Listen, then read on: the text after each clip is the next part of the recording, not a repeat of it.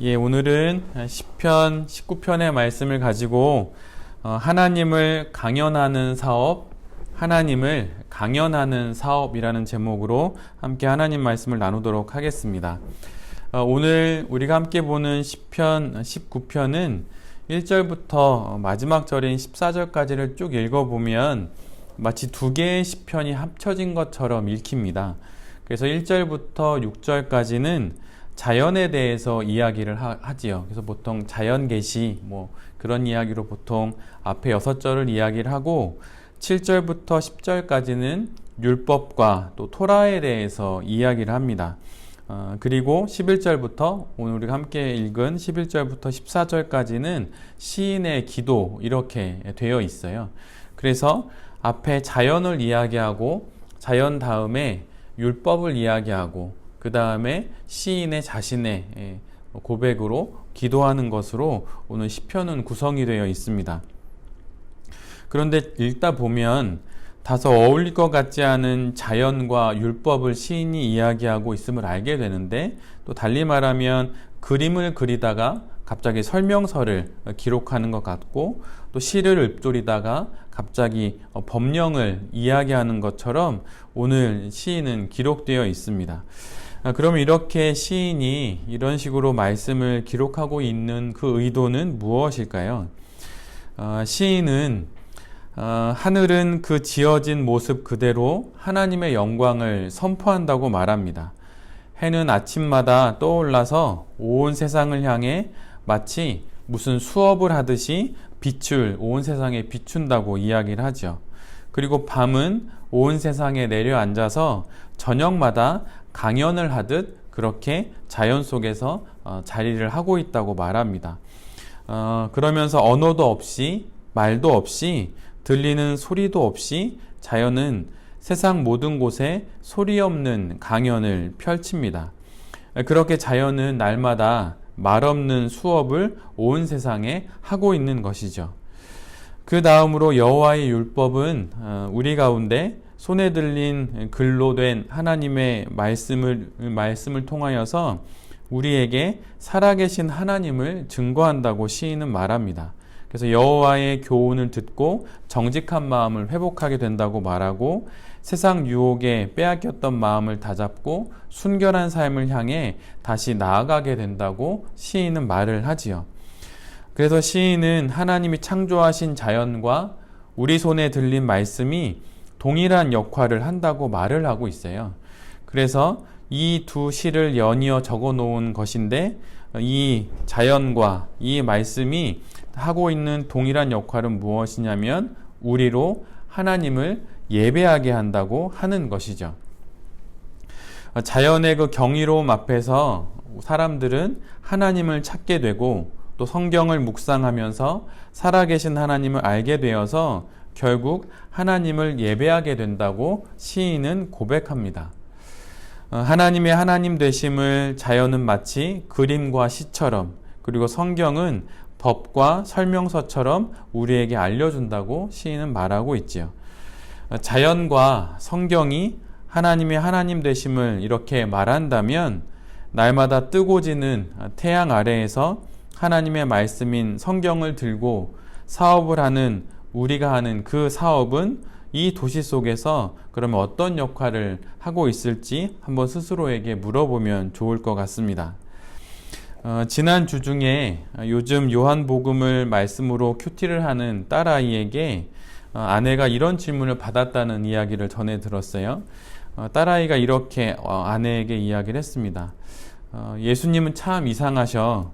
왜 비유로 말씀하셔서 헷갈리게 하시는지 모르겠어. 그냥 바로 딱 설명해 주시면 될 텐데 말이야. 근데 제가 아내로부터 이 이야기를 듣고 그날 저녁 딸아이에게 하나님께서 비유로 말씀하신 이유를 나름 이렇게 설명해 주었었어요. 그런데 설명이 좀처럼 쉽지 않았고, 또 아이가 바로 이해하는 눈빛이 아니었습니다. 그래서 계속 생각을 하고 있었는데, 어제 저녁에 아이들과 식사를 하다가 좀 개운치 않은 제 대답이 마음에 남아 있어서 둘째인 민유리에게 제가 물어보았습니다. 민유라, 왜 예수님이 비유로 말씀을 하셨을까? 그러자 민유리가 이렇게 레고를 만지면서 제게 또 이렇게 대답을 했습니다. 그거는 재미있게 그리고 쉽게 말씀을 이해하라고 하신 거지, 이렇게 민유리가 이야기를 했어요. 어쩌면 우리는 하나님을 알기에 이미 충분히 많은 것을 갖고 있는지 모릅니다. 매일 아침 눈을 떠서 하루를 시작하고 두 발로 걸어서 집을 나서고 또 사업을 위해 사람들을 만나고 또 일을 하고, 이 모든 것들을 통해 우리는 이미 충분히 하나님을 알 수 있는 수단들이 있는 것은 아닌지 한번 생각해 볼 필요가 있는 것 같습니다. 그리고 우리가 하고 있는 사업이 어떠한 의미여야 하는지도 이미 우리는 알고 있는 것인지도 몰라요. 매일 아침 눈을 떠 보는 자연이 하나님의 하나님 되심을 드러내듯, 날마다 묵상하고 어제도 읽고 들었던 말씀이 그러하듯 우리의 사업도 하나님의 하나님 되심을 세상에 강연하고 수업하는 수단이라고 하는 것을 이미 우리는 알고 있는지도 모릅니다. 세상 사람들에게 사업은 돈 버는 수단이요 생계를 위한 방편일지 모르지만, 성도에게 있어서 사업은 하나님을 예배하는 것입니다.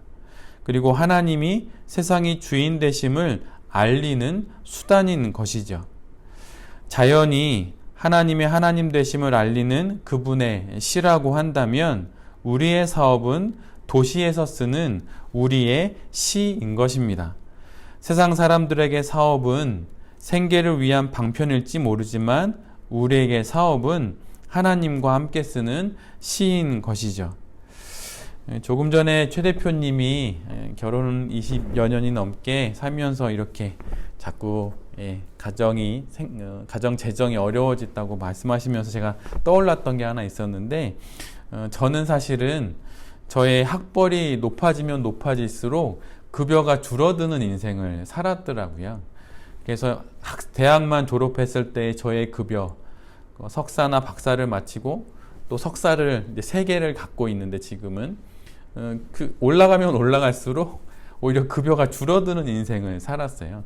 예전에 어느 분이 저에게 그걸 물어보시더라고요. 어떻게 이렇게 학벌이 이렇게 올라가면 올라갈수록 역으로 급여가 줄어드는 인생을 살았냐고. 제가 의도해서 산 거는 전혀 아닌데 돌아보니 그런 인생을 살았더라고요.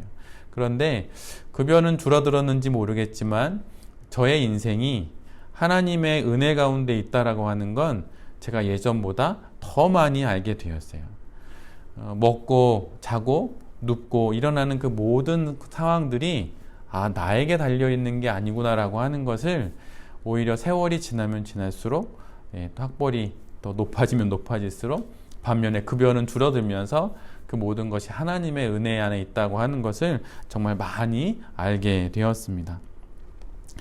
지금 여러분은 여러분의 하는 사업을 통하여서 하나님을 세상 속에 이렇게 강연하고 계십니까?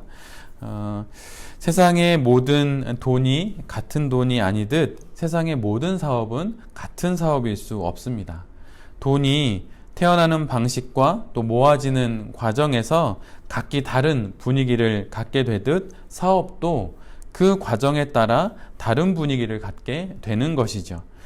사람이 성장하는 과정에서 성품이 생기듯 사업도 성장하는 과정에서 그 사업의 성품이 만들어집니다. 이처럼 모든 이들이 생계를 위해 일하고 또 사업을 하지만 모두 하나님을 강연하는 사업을 하는 것은 아니지요. 지금 여러분의 사업은 어떤 분위기를 갖고 있습니까? 사업에 대한 이야기 중에 우리 모두가 잘 알고 있는 이런 말이 있어요. 그리고 제가 얼마 전에 읽었던 부자의 그릇이라고 하는 책에도 그 말이 이렇게 등장하더라고요. 이건 대화로 한 3문장 정도인데 한번 잘 들어보세요. 나는 수많은 창업가를 보면서 비즈니스의 성공 비결이 뭔지 알게 되었어. 그러자 이렇게 친구가 묻습니다. 그게 뭔데? 그러자 그가 이렇게 대답하는 거예요. 무엇을 하느냐보다 누구와 하느냐가 더 중요하다는 거야.